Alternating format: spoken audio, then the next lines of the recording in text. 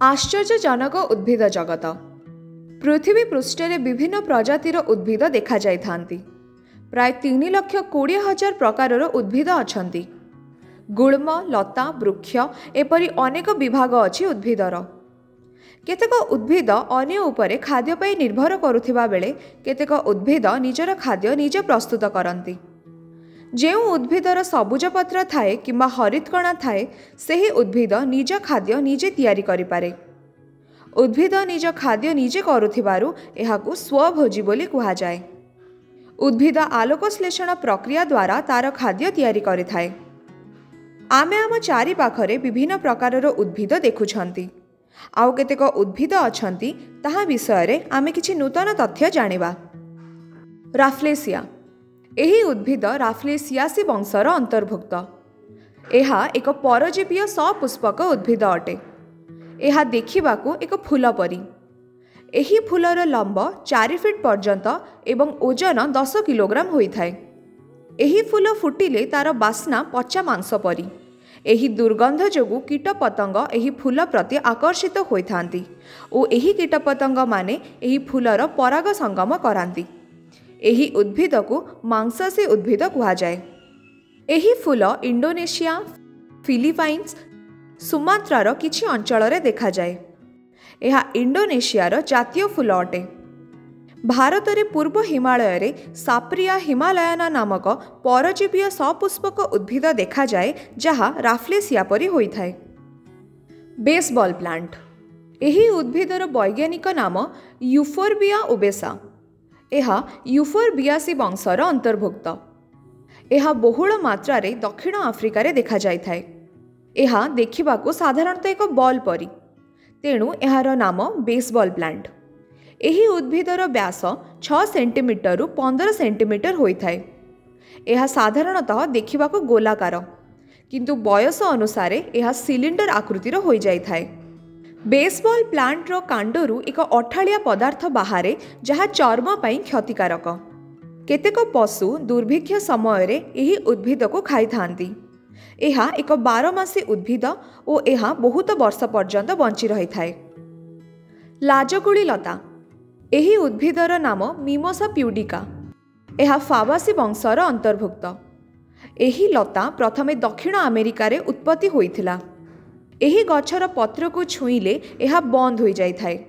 एही गुण जोगु एही गुल्मटी अधिक आकर्षणीय होइथाए। दक्षिण अमेरिका छड़ा एहा Singapore, Thailand, Bharat, Nepal, Malaysia, Vietnam, Philippines, Cambodia, Laos, Japan एवं श्रीलंका रे देखा जाई थाए।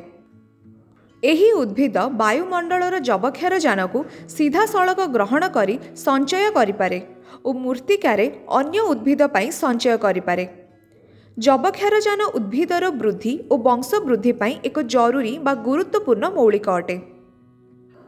एही उद्भिदर पत्रर तल भागरे एक स्नायु संस्था थाए जहा उद्भिदरे जलर मात्रा को संतुलित करी रखी थाए।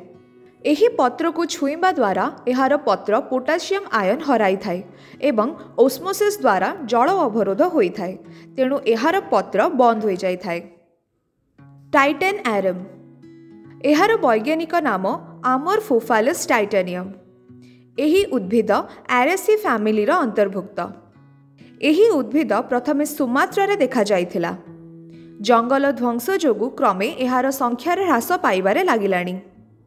एही उद्भिद देखिबाकू एक अविभक्त पुष्पगुच्छ। एहार लंब 18 रु 20 फीट पर्यंत होइथाए। एहार ओजन 50 किलोग्राम रु 90 किलोग्राम पर्यंत होइथाए। एहा 45 वर्ष पर्यंत बंची थाए और एहा मध्यरे 3 रु 4 थर फुटी थाए। एही फूल थरे फुटिले 24 रु 48 घंटा पर्यंत रही थाए। एहा सबुठारु बड़ फूल भावरे जणा। एहा फुटिले एहा मध्यरु पचा मांस परी दुर्गंध आसी थाए। एहार कारण एहा डाइमिथाइल टाइसल्फाइड नामक एक रासायनिक क्षरण करि थाए जहा एही फूल को फुटिबारे सहाय्य करे। एही फूलर दुर्गंध, रंग एवं तापमात्रा कीटपतंग मानकु एहा आड़को आकर्षण करे। ସେହି କୀଟପତଙ୍ଗମାନଙ୍କୁ ଏହି ଉଦ୍ଭିଦ ଖାଦ୍ୟ ରୂପେ ନେଇଥାଏ। ଭିନସ୍ ଫ୍ଲାଇଟ୍ରାପ୍।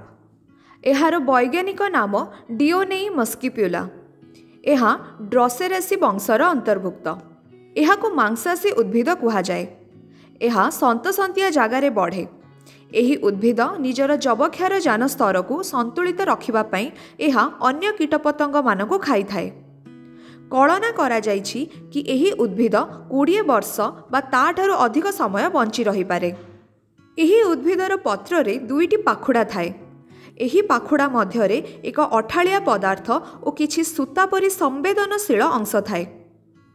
ଏହି ଅଂଶ କୀଟପତଙ୍ଗମାନଙ୍କ ସଂସ୍ପର୍ଶରେ ଆସିଲେ ଏହା ବନ୍ଦ ହୋଇଯାଇଥାଏ।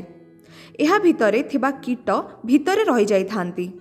ଏହି ପ୍ରକ୍ରିୟାକୁ ଥାଇଗୋମୋନାଷ୍ଟି କୁହନ୍ତି। ଏହି ଉଦ୍ଭିଦ ଗୋଟିଏ କୀଟ ଖାଇବାର 12 ରୁ 15 ଦିନ ପରେ ଆଉ ଗୋଟିଏ କୀଟକୁ ଖାଇଥାଏ। ଉଦ୍ଭିଦର ଏହି ଅଂଶରେ ଏକ ମିଠା ରସ ପ୍ରସ୍ତୁତ ହୁଏ, ଯାହା କୀଟପତଙ୍ଗମାନଙ୍କୁ ଆକର୍ଷଣ କରିଥାଏ। ଏହି ରସ କୀଟନାଶକ ତିଆରି କରିବା ପାଇଁ ବ୍ୟବହୃତ ହୁଏ। ବୃହତ୍ କଇଁ ଫୁଲ। ଏହାର ବୈଜ୍ଞାନିକ ନାମ ଭିକ୍ଟୋରିଆ ଆମେଜୋନିକା। ଏହା ନାଇମ୍ଫାକେସି ବଂଶର ଅନ୍ତର୍ଭୁକ୍ତ।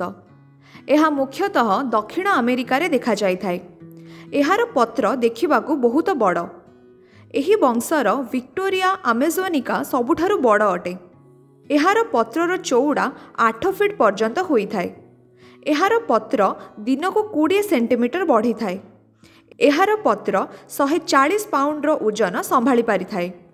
ଏପରିକି ଛୋଟ ପିଲାମାନେ ଏହାର ପତ୍ର ଉପରେ ବସିପାରନ୍ତି।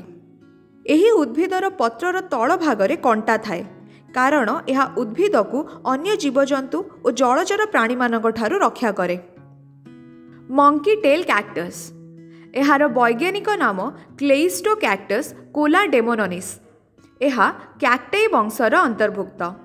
ଏହି ଉଦ୍ଭିଦର କାଣ୍ଡ ଦେଖିବାକୁ ଲାଞ୍ଜ ପରି ଏବଂ ଏଥିରେ ଲୋମ ପରି ଅଂଶମାନ ରହିଥାଏ।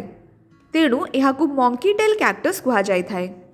ଏହାର କାଣ୍ଡଗୁଡ଼ିକ ସିଲିଣ୍ଡର ଆକୃତିର ଓ ହାଲୁକା ସବୁଜ ରଙ୍ଗ।